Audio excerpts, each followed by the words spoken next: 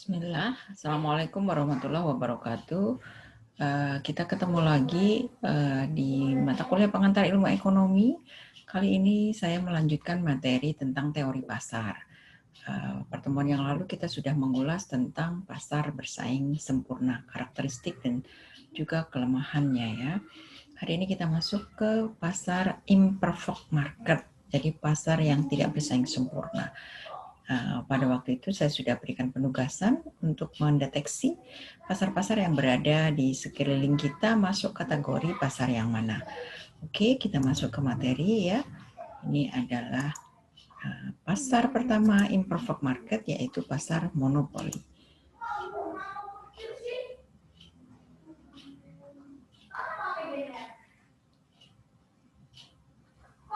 Nah ini, oke, di pasar monopoli atau pada imperfect competition market, kita akan melihat ciri-cirinya yaitu hanya ada satu penjual, jadi dia punya monopoly power. Kemudian produk yang dijual tidak ada penggantinya, no substitute. Kemudian ada hambatan untuk masuk pasar, ya, artinya tidak semua penjual bisa masuk ke dalam pasar itu. Ini adalah hal-hal yang menyebabkan kenapa pasar bisa memiliki hak monopoli atau salah satu penjual punya hak monopoli. Yang pertama adalah penguasaan sumber daya inti, ya.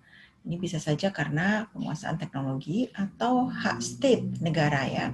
Kemudian adanya penguasaan teknik produksi tertentu. Nah, misalnya ini ada paten-paten produksi. Kemudian ada penguasaan hak paten. Nah, ini lanjutannya yang merupakan unsur yuridis. Kemudian pemberian pemerintah dan biaya produksi lebih efisien dibanding produsen yang lain.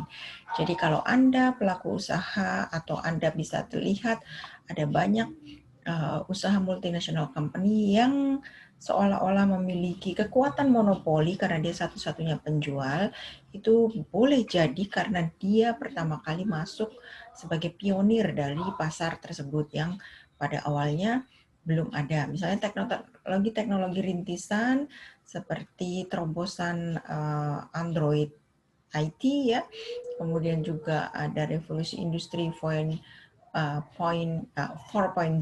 ataupun revolusi society 5.0, di mana di situ ada banyak sekali pelaku-pelaku usaha yang bisa menjadi perusahaan rintisan yang benar-benar baru.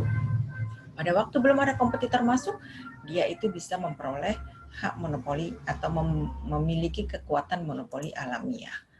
Nah, ini kebaikan dari adanya pasar monopoli ya, dia efisien dan bisa memicu pertumbuhan ekonomi. Kemudian bisa dilakukan dengan upaya berbagai terobosan supaya bisa dihindari ada produk tiruan. Nah, ini bisa dengan paten, misalnya dilindungi dengan paten ya. Kemudian bisa memungkinkan peningkatan skala ekonomi sehingga efisiensi biayanya tercapai. Kemudian ini juga bisa menimbulkan efisiensi dalam pengadaan barang publik ya. Namun keburukan dari keberadaan pasar monopoli ini karena hak penjualan dimiliki oleh satu pihak saja, tentu kemungkinan penyimpangan alokasi sumber daya akan sangat terjadi. Sangat dimungkinkan terjadi, apalagi kalau itu dikelola dengan manajemen bisnis yang tidak sehat. Kemudian terbuka peluang ketidakadilan atau kesenjangan dalam pembagian pendapatan atau income equity ya. Jadi Anda bisa lihat kalau ada monopoli sebuah perusahaan yang menyangkut hajat hidup orang banyak, menimbulkan atau mengambil tindakan kebijakan yang distribusinya tidak merata gitu ya, itu otomatis yang akan mendapatkan kemanfaatannya juga akan timpang. Kemudian bisa mengurangi kesejahteraan konsumen karena konsumen tidak punya alternatif lain untuk memperoleh barang dan jasanya ya. Jadi kalau ada alternatif pesaing, tentu kita bisa memperoleh hak untuk mendapatkan harga yang lebih baik atau jumlah yang lebih banyak. Kemudian ada kemungkinan eksploitasi terhadap konsumen dan pekerja, kemudian menyebabkan memburuknya kondisi makroekonomi nasional dan juga kondisi perekonomian global ya. Nah, kalau kita melihat kemarin di kurva bersaing sempurna, Anda kurvanya merupakan horizontal ya, merupakan permintaan dari perusahaan-perusahaan, permintaan pasar yang terjadi ya. Jadi kurva permintaan perusahaan pada pasar bersaing sempurna itu merupakan kurva permintaan di seluruh pelaku yang memiliki permintaan ya. Namun kalau permintaan monopoli ini adalah kurva permintaannya kurva permintaan perusahaan ya, karena dia yang punya otonomi untuk melepas berapa banyak kuantitas yang akan masuk ke pasar. Sehingga pada situasi ini marginal revenue-nya juga merupakan marginal revenue perusahaan. Nah, profit monopoly ini karena dia monopoli, punya kekuasaan untuk menentukan harga jual dan melepas volume sesuai dengan kebijakan perusahaannya, sehingga daerah laba itu penetapan harga yang basisnya adalah penetapan harga bisa dilakukan oleh perusahaan itu sendiri ya. Jadi bukan oleh kekuatan pasar. Sehingga daerah labanya itu bisa masuk ke laba super normal ya. Oke. Jadi beda kalau di kondisi perfect market, situasi daerah harga di atas average cost ini adalah situasi laba super normal ya. Nah, ini bedanya pasar bersaing sempurna dengan pasar, monopoli. Pada pasar bersaing sempurna, harga pasar itu adalah merupakan marginal cost dari perusahaan ya atau para produsen. Nah, pada pasar bersaing pada pasar persaingan monopoli atau pada perusahaan yang memiliki kekuasaan monopoli, maka penetapan harga ini lebih besar dari marginal cost perusahaan karena tadi dia punya otoritas atau kekuasaan untuk menentukan harga jual ya. Jadi P-nya lebih besar dari marginal cost-nya. Nah, beberapa praktek monopoli ya itu bisa menerapkan praktek menjual produk dengan harga yang berbeda-beda pada konsumen. Lihat bagaimana monopoli listrik, layanan listrik oleh perusahaan listrik negara. Kita ada undang-undang perlistrikan negara yang hanya memungkinkan bahwa produksi dan distribusi listrik itu hanya dilakukan oleh perusahaan listrik negara. Ya, perusahaan listrik negara ini memberikan tarif yang berbeda untuk daya yang berbeda. Misalnya ada subsidi harga untuk pemasangan daya 450 watts ya. Sementara kalau untuk tarif KWH-nya untuk daya 900 dan 1300, apalagi kalau yang 2300 ya, itu sudah tidak ada harganya berbeda dan tidak ada subsidi. Itu memungkinkan diskriminasi harga bagi pemegang monopoli ya. Nah, tapi tentu ini ada syaratnya ya, biasanya produknya bisa disegmentasikan. Tadi misalnya daya 450 itu untuk keluarga prasejahtera, yang di atas 1300 itu untuk industri misalnya ya. Kemudian jarak yang memungkinkan untuk dilakukannya pembedaan harga. Itu pasar imperfect market yang pertama ya, pasar monopoli atau penjual hanya satu. Sekarang kita kenalkan pasar persaingan monopsonistik. Jadi ini kebalikannya dari monopoli, monopsonistik ya. Maaf, ini kenapa kesini ke soal? Oke, ini definisi pasar persaingan monopsonistik ya. Bentuk pasar yang di dalamnya terdapat banyak penjual yang menghasilkan produk yang coraknya berbeda satu sama lain. Jadi standarnya beda. Penjualnya banyak, pembelinya yang satu ya. Di sini yang mono adalah yang pembeli ya. Nah, nanti kita bisa lihat ciri-cirinya nih, penjualnya banyak. Nah, misalnya sebagian besar produsen pertanian ya, ini petaninya banyak. Barangnya banyak, beraneka variasinya tinggi, tidak terstandar ya. Beda jenis komoditas, beda pasar ya.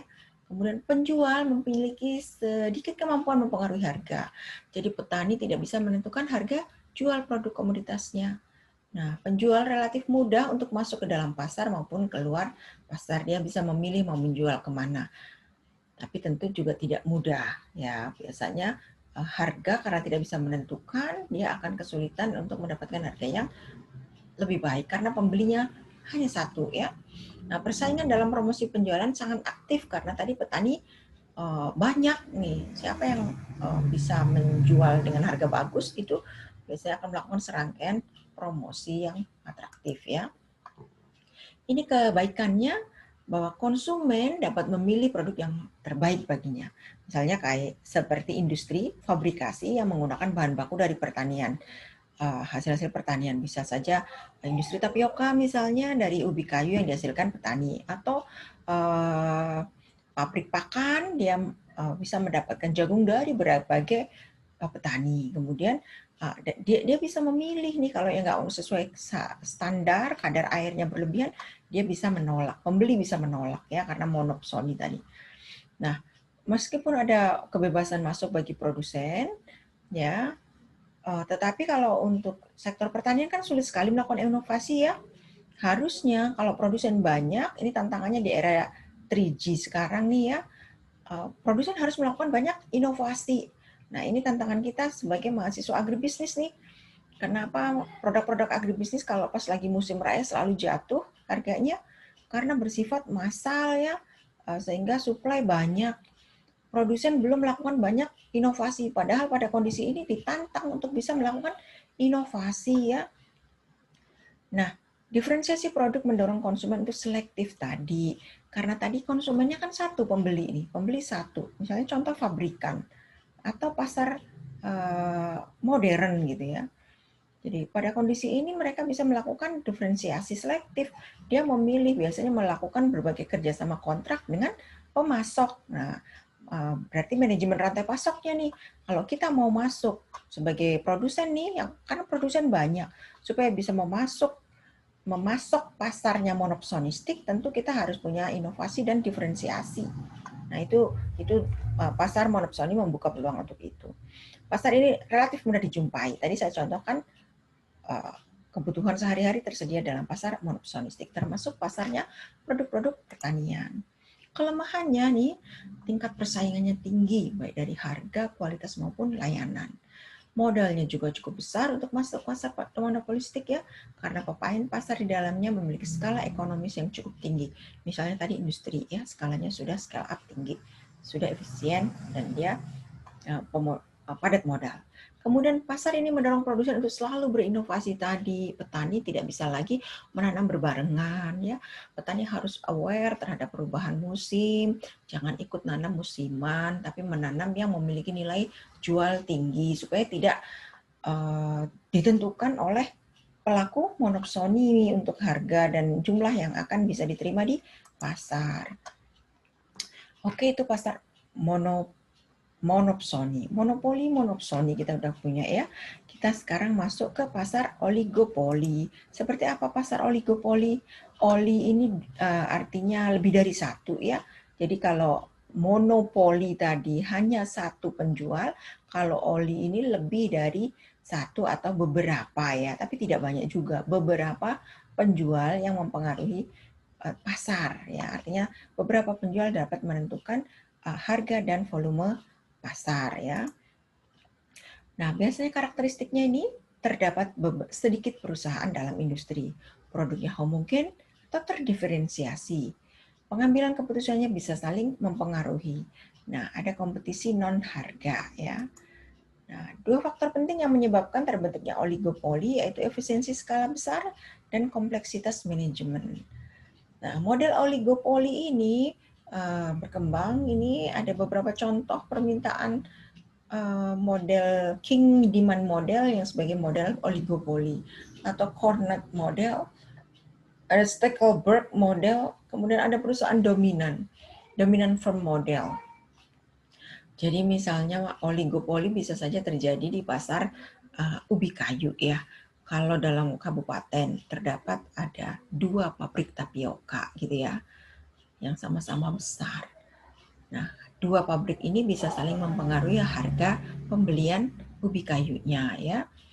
Nah, kemudian bagaimana model permintaannya? Nah, ini mungkin untuk yang pembelajaran kita lebih lanjut ya. Nah, ini oligopoli sendiri dikenal menjadi 2 oligopoli murni dan ada diferensiasinya. Kalau yang murni ini praktek oligopoli di mana barang diperdagangkan merupakan barang yang bersifat identik. Misalnya produk air mineral. Anda bisa lihat pelaku produk air mineral siapa saja ya. Dia barangnya identik sama gitu. Ada banyak pelaku. Misalnya mulai dari yang sudah sangat terkenal, Aqua, mungkin sampai merek lokal, Tripanca, Grand, Grit ya. Mungkin Polinella ada gitu ya. Kemudian yang differentiate ini bentuk praktek oligopoli di mana barang yang diperdagangkan dapat dibedakan, misalnya pasar sepeda motor. Nah, ini ada merek-merek terkenal. Nah, ada Honda, Suzuki, mungkin Anda lebih paham ya. Nah, ini adalah kurva permintaan pasar oligopoli ya. Anda lihat di sini hampir mirip dengan pasarnya monopoli ya. Tetapi ini di sini beberapa pelaku ya, marginal revenue-nya, demand-nya. Ini kurva short marginal cost, ini short marginal cost action atau kalau terjadi perpindahan ya. Jadi pada waktu perpindahan dari SMC ke SMC action ini memungkinkan kurva ada bias ya. Jadi harusnya MR kalau di oligopoli kita lurus ya dari derivat atau kurva permintaannya, tapi kalau di oligopoli kita ada king curve, jadi agak berbelok ya. Jadi agak ada patahannya gitu. Itu yang model king curve model ya. Nah, itu tadi jenis-jenis pasar ya. Jadi kita review lagi, pasar itu ada pasar bersaing sempurna, pasar tidak bersaing sempurna. Pasar tidak bersaing sempurna ada monopoli, monopsoni, oligopoli, dan juga oligopsoni. Jadi kalau oligopoli banyak beberapa penjual, oligopsoni beberapa pembeli. Kondisinya sama sifat-sifatnya dengan awalnya ya, misalnya yang monopoli dengan oligopoli, monopsoni dengan oligopsoni ya. Mudah-mudahan kalian sudah melakukan praktik ini bisa membedakan dan memberikan contoh masing-masing kondisi pasar imperfect market ini. Nah, ada spesifikasi pasar input ya untuk produk pertanian. Ini misalnya di sini input itu adalah segala faktor produksi ya, mulai dari sumber daya alam, lahan, tenaga kerja, modal, dan entrepreneurship termasuk manajerial ya. Tangible ya, bisa saja berwujud kegiatan maupun tidak berwujud fisik ya.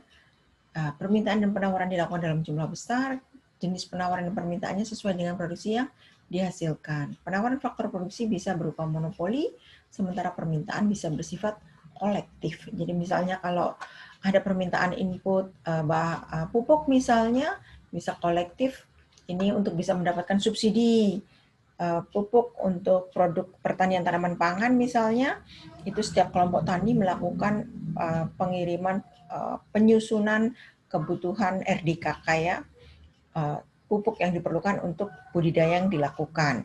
Kemudian secara kolektif nanti usulan kebutuhan pupuk itu akan dipenuhi oleh penyedia, dalam hal ini distributor pabrikan PT Pupuk Indonesia misalnya, dia akan memiliki berbagai rekanan untuk menyediakan layanan pupuknya ya. Jadi permintaan bisa bersifat kolektif. Nah, ini termasuk juga untuk sumber daya alam, tenaga kerja, modal, dan faktor produksi lain. Nah, ini skema pemasaran jenis pasar tadi ya. Kita bisa sederhanakan dalam skema ini. Misalnya untuk pasar bersaing sempurna, ada banyak perusahaan, bebas keluar masuk, produknya cenderung homogen, oligopoli, monopoli, monopolistik ya. Ini sifat-sifatnya. Dan bisa terjadi perubahan pelaku ya, jadi jenis pasar yang dihadapi produk kita, komoditas itu juga bisa bergeser ya. Oke, ada beberapa contoh soal mungkin di sini bisa diberikan ilustrasi.